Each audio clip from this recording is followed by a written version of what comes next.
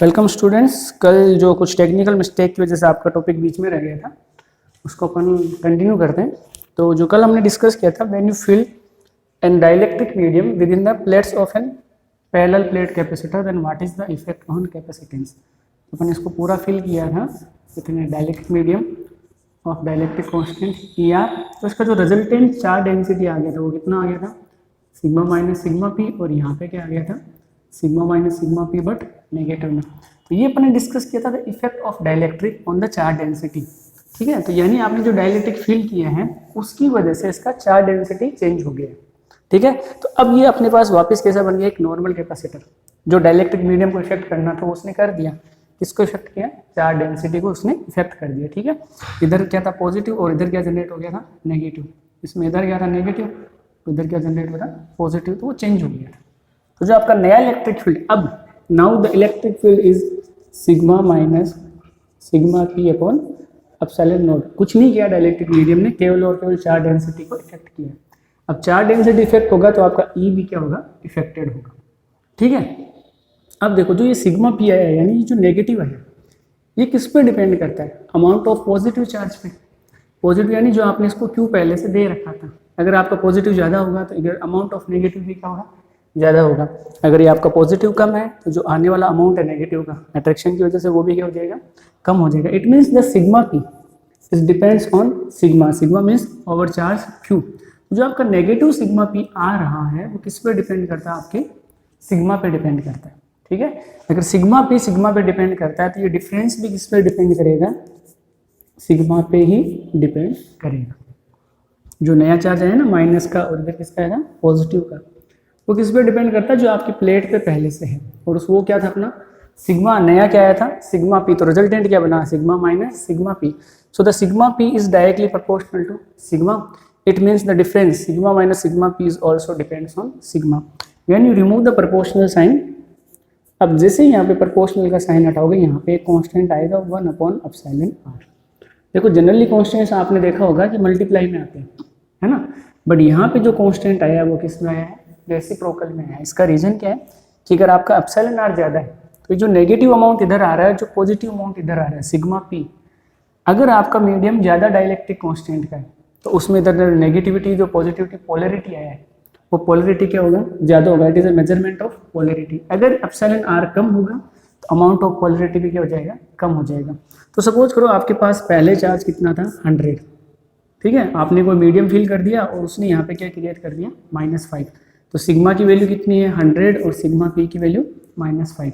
तो जो रिजल्टेंट बचा सिग्मा माइनस सिग्मा पी आपके पास कितना बचा 95। 100 में से 5 को क्या करना है, माइनस करना है।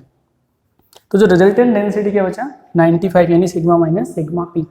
अगर आप ER का वैल्यू इंक्रीज करते हो, एप्सिलॉन आर का वैल्यू क्या करते हो, इंक्रीज करते हो, तो सिग्मा पी का वैल्यू भी क्या होगा, इंक्रीज। सपोज करो आपने इसको डबल कर दिया, ER की वैल्यू क्या कर दिया डबल, तो यहाँ पे आंसर क्या आ गया -10।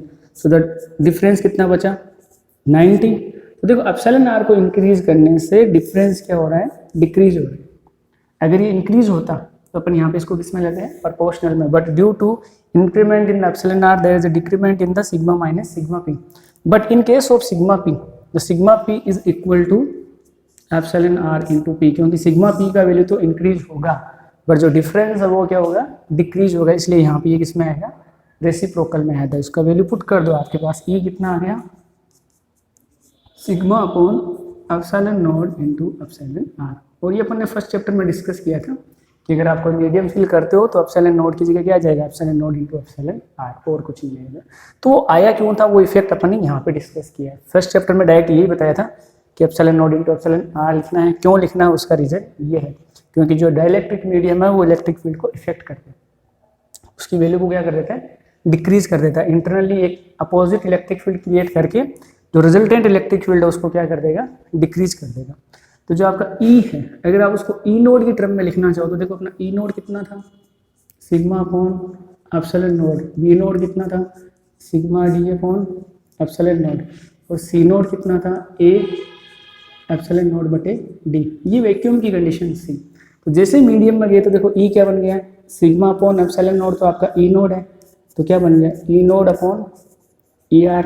ऐसे जब आपका V है वो क्या हो जाएगा, E इंटू डी। तो कितना हो गया ई नोड इंटू डी बटे ई आर, और ई नोड इंटू डी क्या था आपका वी नोड, जो वी का वैल्यू क्या आ गया वी नोड बटे एप्सिलॉन आर, इसकी वैल्यू क्या आ गई sigma upon epsilon node epsilon R into D. Simple V को भी कैसे निकालना जैसे पहले निकाला था ई मल्टीप्लाई बाई डी करके। अब यहाँ पे इलेक्ट्रिक फील्ड ई नोड नहीं होके क्या हो गया ई हो गया, तो वी का फॉर्मूला जो अपन ने प्रीवियस सेक्शन में यूज किया था V equal to E multiply by distance between these two points, और अपन ने डिस्टेंस क्या कंसिडर किया है small D, so the resultant potential difference between these two plates is E multiplied by D, the value of E equal to E node upon ER which is sigma upon epsilon node into epsilon R multiplied by D। V का value आ गया। अब simple C का formula आपको बताया था क्या होता है Q अपॉन V। तो जो अपन ने Q चार्ज जो प्रोवाइड करवाया था वो कितना था सिग्मा A, ठीक है, और पोटेंशियल कितना हो गया sigma D upon epsilon node into epsilon R। Clear है कि V का वैल्यू क्या हो रहा है डिक्रीज, अगर V डिक्रीज होगा तो ऑटोमेटिक कैपेसिटेंस क्या हो जाएगा इंक्रीज हो जाएगा।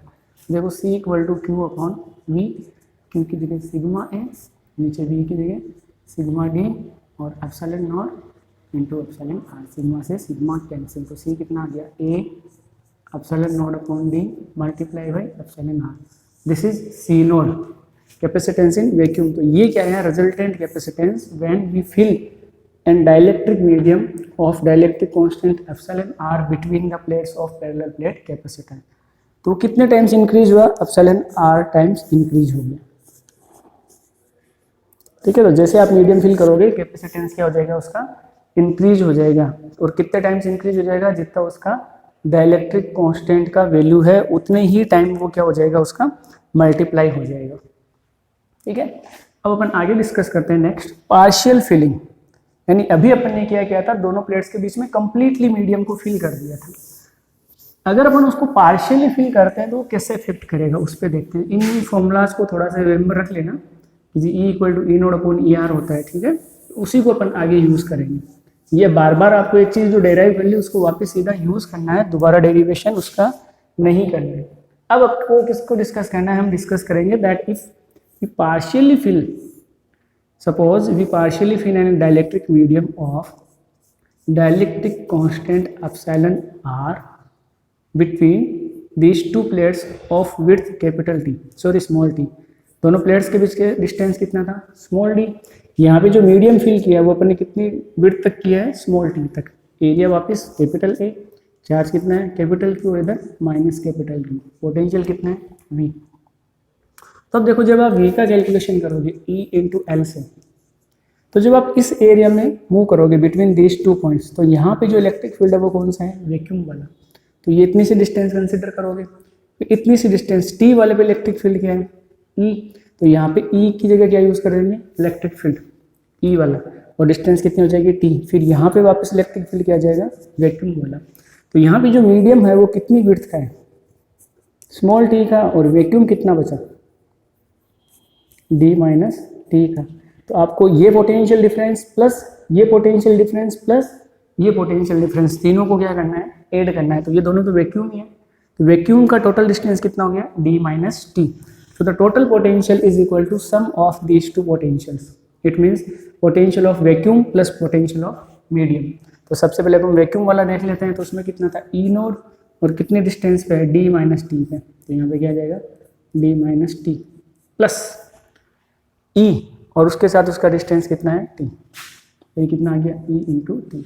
तो आपको पता है E का वैल्यू क्या होता है E node upon E R, तो V कितना हो जाएगा E node D minus T plus E node into T upon epsilon R. E node को कॉमन ले लो, फिर ई नोड का वैल्यू पुट कर दो सिग्मा अपॉन एप्सिलॉन नोड, तो देखो V कितना बचा सिग्मा अपॉन एप्सिलॉन नोड, तो कॉमन आ गया, और यहाँ पे क्या बचा D minus T plus T upon epsilon R.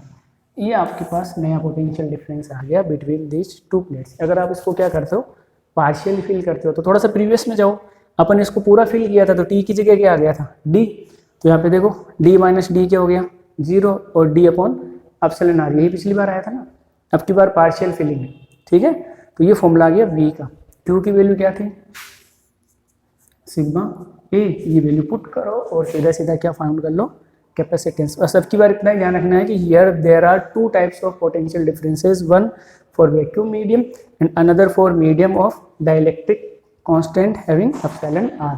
The total potential is sum of these two potentials. ये वैक्यूम वाला है और ये वी मीडियम वाला है, दोनों को क्या करना है, ऐड करना है। जो टोटल पोटेंशियल आएगा दोनों को क्या आएगा, सम आएगा। ठीक है, तो देखो ये आ गया। अब अपना सी कितना हो जाएगा, क्यू अपॉन वी से वैल्यू पुट कर दो, sigma A upon sigma upon epsilon naught, तो कहाँ चला गया, ऊपर, मल्टीप्लाई में क्या बचा, D minus T plus T upon epsilon R, sigma से सिग्मा कैंसिल, तो सी का वैल्यू क्या आ गया, A epsilon naught upon D minus T plus T upon epsilon R. ये किसका आ गया, कैपेसिटेंस का वैल्यू आ गया। ठीक है, when you partially fill the capacitor. अब क्या है कि जो नेक्स्ट टॉपिक है वो मल्टीपल डाइलेक्ट्रिक कांस्टेंट्स है। अगर आप उसके बीच में एक मीडियम फिल नहीं करके मल्टीपल मीडियम्स को फिल करते हो, जैसे एक पैराफिन मॉम कर दिया, एक वैक्स कर दिया, एक एबोनर कर दिया, एक कुछ H2O2 जो सॉलिड वाटर होता है वो यूज कर दिया, तो एक से ज़्यादा अगर मीडियम अपन फिल कर देते हैं और डिफरेंट थिकनेस के, तो उसकी जो कैपेसिटेंस है उस पर क्या इफेक्ट आएगा। ये तो केवल एक फिल किया था, वो भी पार्शियली। ठीक है, टी क्या है, thickness of dielectric medium, T upon epsilon R आ जाएगा। अगर अपन उसमें पार्शियली मल्टीपल मीडियम्स फिल करते हैं, ठीक है, एक से ज़्यादा मीडियम फिल करने, देखो वापस वही कंसेप्ट, इलेक्ट्रिक फील्ड का वैल्यू फाइंड करो। अगर इलेक्ट्रिक फील्ड का वैल्यू फाइंड हो गया तो अपन पोटेंशियल फाइंड कर सकते हैं अलग अलग विड्थ के लिए। ठीक है, अलग अलग विड्थ का जो पोटेंशियल है वो अपन यूज़ कर सकते हो। देखो ये अपना कैपेसिटर है, टोटल डिस्टेंस कितना है, डी। ठीक है, अब ये जरूरी नहीं कि आप बीच में ही फिल करो, इसके पास भी कर सकते हो। सपोज करो मैंने एक मीडियम ले लिया, कितनी विड्थ का, T1 का, ये दूसरा मीडियम ले लिया कितना, T2 का, तीसरा मीडियम ले लिया किसका, T3 का। ऐसे करते करते मैंने N कर लिया, 2, 3, 4 को अलग अलग डिस्कस नहीं करके सीधा कहाँ चले जाते हैं, Tn तक। ये आपकी पैरेलल प्लेट है, इसके बीच में एक T1 का, T2 का, T3 का, Tn का। इसका जो डाइलेक्ट्रिक कांस्टेंट है वो एप्सिलॉन R1 है, इसका एप्सिलॉन R2 है, इसका एप्सिलॉन R3 है और इसका एप्सिलॉन Rn है। तो इसको अपन K1, K2, K3 से भी शो कर सकते हैं, मैंने पहले ही बताया था। तो इसका इलेक्ट्रिक फील्ड क्या हो गया, E1, इसका क्या हो गया, E2, इसका क्या हो गया, E3 और इसका क्या हो गया, En। अब ये जो बीच का स्पेस बचा है वो पूरा का पूरा क्या है, वैक्यूम है। तो वैक्यूम इलेक्ट्रिक फील्ड क्या हो जाएगा, E नोड। तो देखो इसकी विड्थ T1 E1 के लिए, T2 E2 के लिए, T3 E3 के लिए। तो जो वैक्यूम बचा उसमें अपन टोटल डिस्टेंस में से इन सब की विड्थ को क्या कर देंगे, माइनस कर देंगे।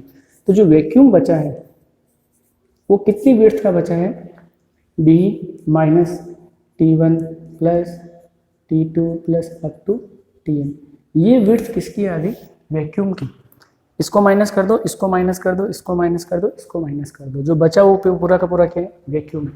तो यहाँ पे पोटेंशियल क्या बन जाएगा, V1, यहाँ पे V2, यहाँ पे V3, यहाँ पे Vn और साथ में क्या बच गया, वैक्यूम वाला। तो आपका रिजल्टेंट पोटेंशियल होगा वो क्या हो जाएगा, देखो V is equal to V1 plus V2 plus V3 plus up to क्या कर देंगे, Vn प्लस वैक्यूम वाला। ठीक है, और V क्या होता है, E इंटू डी। देखो V इक्वल टू V1 में क्या आ जाएगा, E1 और डिस्टेंस कितनी आ जाएगी, T1 प्लस V2 में क्या आ जाएगा, E2 और डिस्टेंस T2। ऐसे N में क्या आ जाएगा, En और डिस्टेंस क्या आ जाएगी, Tn। जब वैक्यूम कंसिडर करोगे तो इलेक्ट्रिक फील्ड E नोड और डिस्टेंस ऑफ वैक्यूम कितनी है, D minus T1 plus T2 plus T3 up to Tn। ये आ गया, ये क्या आ गया आपके पास, V का वैल्यू। तब E1 का, E2 का, E3 का, E4 का सबका वैल्यू क्या कर दो, पुट कर दो। ठीक है, ये डिस्टेंस को ध्यान में रखना है वैक्यूम वाली। तो E अभी अपन ने डिस्कस किया था, E इक्वल टू क्या होता है, E नोड अपॉन ER, यानी sigma upon epsilon node into epsilon R। 1 लोगे तो एप्सिलॉन R में क्या आ जाएगा 1, 2 लोगे तो 2। तो देखो V कितना आ गया, sigma upon epsilon node epsilon R1 T1 plus sigma T2 upon epsilon node epsilon R2 plus En में क्या हो जाएगा, sigma upon epsilon node epsilon Rn into Tn plus vacuum वाला क्या होता है, सिग्मा अपॉन एप्सिलॉन नोड और distance क्या बचा, D minus T1 plus T2 up to Tn, इसको इसमें से क्या कर देंगे, सब्ट्रैक्ट कर देंगे। ठीक है, ये आपके पास किसका वैल्यू आ गया, V का वैल्यू आ गया। तो सब जगह देखो सिग्मा अपॉन एप्सिलॉन नोड क्या आ रहा है, कॉमन आ रहा है, यानी ई नोड की वैल्यू क्या आ रही है, कॉमन आ रही है। देखो V क्या बचा, sigma upon epsilon naught common, T1 upon epsilon R1 plus T2 upon epsilon R2 plus Tn upon epsilon Rn, और प्लस में क्या बचा, D minus T1 plus T2 up to कहाँ तक चला गया, Tn तक चला गया। ये आ गया V का वैल्यू। अब Q का वैल्यू आपको पता है सिग्मा इंटू A, और V का वैल्यू पता चल गया। ये वैल्यू पुट करके अपन क्या निकाल सकते हैं, कैपेसिटेंस। कंसेप्ट एक ही है, बस वो मल्टीपल कितनी प्लेट्स कर दे आपको यही ध्यान रखना है, V equal to E into D. और जो भी रिजल्टेंट पोटेंशियल होगा उन सभी का क्या होगा आपके पास, एडिशन होगा। तो उन सबको आपको क्या करना है, आपस में ऐड करना है और क्या निकालना है, resultant potential difference between these two plates. तो C equal to Q upon V, तो Q की जगह सिग्मा A और V में आ गया सिग्मा, एप्सिलॉन नोड कहाँ चला गया, ऊपर, और यहाँ पे क्या बचा, T1 upon epsilon R1 plus T2 upon epsilon R2 up to Tn upon epsilon R1 plus D minus T1 plus T2 up to Tn। ये आपके पास फाइनल फॉर्मूला आ गया, सिग्मा से सिग्मा कैंसिल आउट हो गया। तो ये किसका फॉर्मूला है, कैपेसिटेंस का। ठीक है, अगर आपने क्या कर दिए, मल्टीपल मीडियम्स उसमें फिल कर दिए। तो अब देखो जो जनरल अपन शुरू से पढ़ते हैं यार, उसको वापस डिस्कस कर लेते हैं। शुरू में अपन ने कुछ भी फिल नहीं किया था, यानी कोई भी डाइलेक्ट्रिक मीडियम फिल नहीं किया था। तो जो वैक्यूम का डिस्टेंस है वो कितना था, D, और जो डाइलेक्ट्रिक मीडियम उसका डिस्टेंस कितना है, 0। तो T1 की जगह 0, T2 की जगह 0, T3 की जगह 0, सब की जगह क्या कर दो, 0। तो यहाँ 0, यहाँ 0, यहाँ 0, और ये पूरा क्या हो गया, 0। तो क्या बचा, A epsilon node upon D, vacuum वाला आ गया। सिंगल फिल किया था कितने पे, T पे, और वैल्यू क्या था, एप्सिलॉन R। तो यहाँ पे क्या हो गया, T अपॉन एप्सिलॉन R, ये वाला 0, ये वाला 0, D माइनस क्या आ गया, T, ये आ गया A epsilon naught D minus T plus T upon. So ये अपन ने डिस्कस किया है effect of dielectric medium, okay, on the capacitance of a capacitor. कल हम डिस्कस करेंगे ए स्फेरिकल कैपेसिटर। ठीक है, तो इसके रिगार्डिंग कुछ पॉइंट्स है जो आप एक बार स्टडी कर लो, न्यूमेरिकल्स को सॉल्व करो। जो भी डाउट्स है आप मुझे मैसेज कर सकते हैं, एक बार न्यूमेरिकल सॉल्व करके देखना, थोड़े और ईजी हो जाएंगे। तो कल हम एक दो न्यूमेरिकल डिस्कस कर लेते हैं, फिर इसका आगे का पोर्शन है जो स्फेरिकल कैपेसिटर, उसको आगे डिस्कस करते हैं। देन उसके बाद आपके पास आएगा सिलेंड्रिकल कैपेसिटर। ठीक है, 3 टाइप के ही कैपेसिटर अपने सिलेबस में है। तो अपन ने पैरेलल प्लेट को डिस्कस कर लिया, उसके बाद अपन डिस्कस करेंगे स्फेरिकल कैपेसिटर को। ओके, थैंक यू बेटा, थैंक्स फॉर वॉचिंग।